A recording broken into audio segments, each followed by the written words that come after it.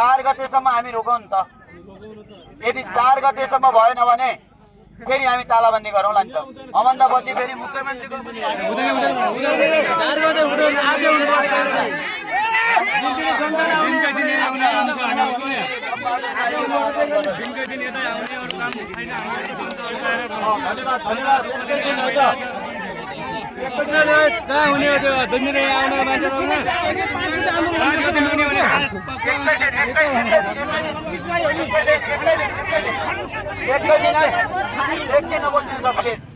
अस्पतालको लागि हाम्रा माननीय मुख्यमन्त्रीज्यूले केही छलफल गर्नु भएको रहेछ।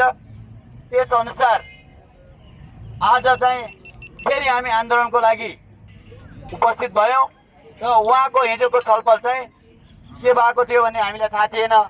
तर उहाँले आजको यो मास देखेपछि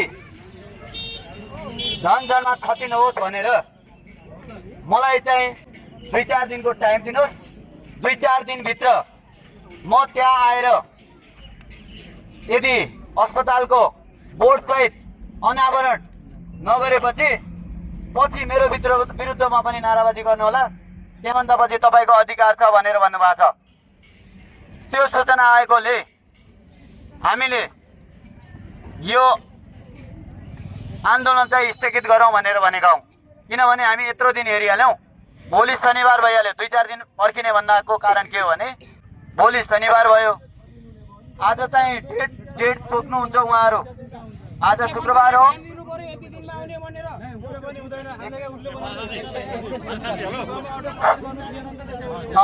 एकछिन, आज शुक्रबार हो।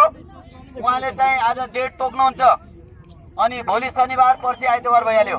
अब 2 दिन हामीले भन्न मिलेन। त्यस कारणले 4 गतेसम्म हामी रोकौँ नि त। यदि 4 गतेसम्म भएन भने फेरि हामी तालाबन्दी गरौँला नि त। अमन्दा पछि फेरि मुख्यमन्त्रीको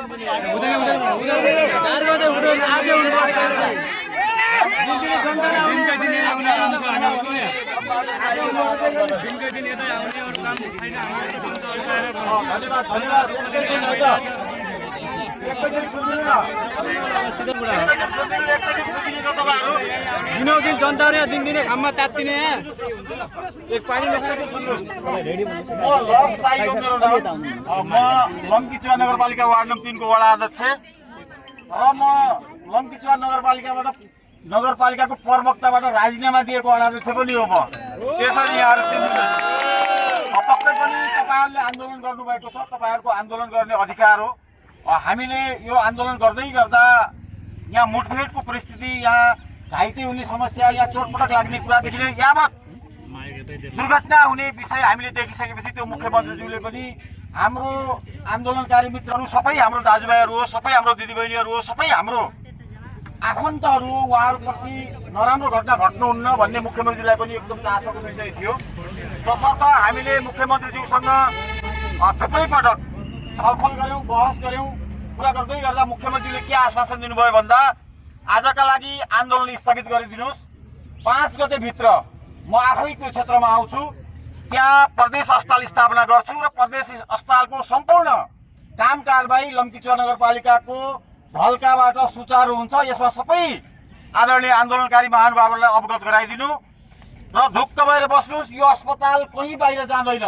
1, 2, 3 कुनै पनि शर्तमा यो अस्पताल लम्कीचुवामै रहन्छ, भल्कामै रहन्छ, चुवामै रहन्छ भन्ने उहाँको धारणा छ, उहाँको प्रतिबद्धता पनि छ। यी सबै कुराहरू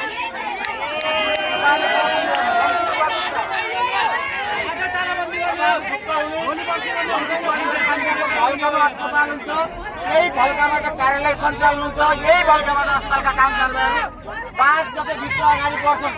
ढुक्क भएर बस्नु। सेवा हुनाले आजका लागि आन्दोलन स्थगित गरिदिनु। यसमा ढुक्क भएर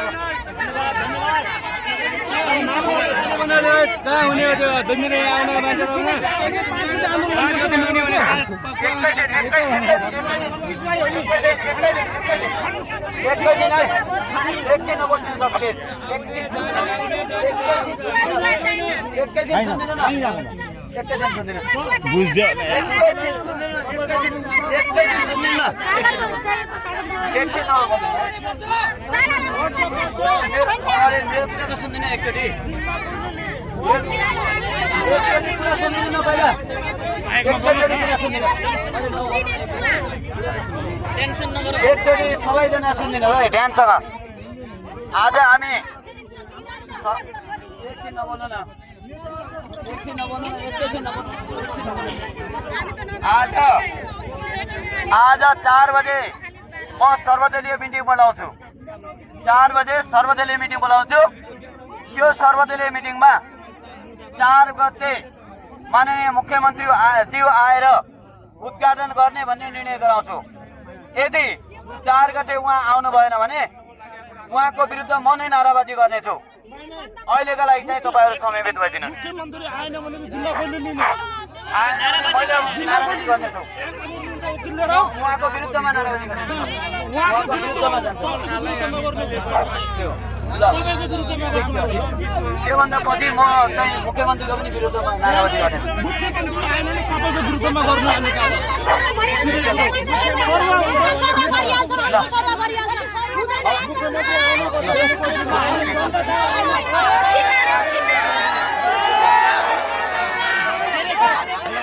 अहिले चाहिँ सबैजना समयबेद भइदिनुहोस् है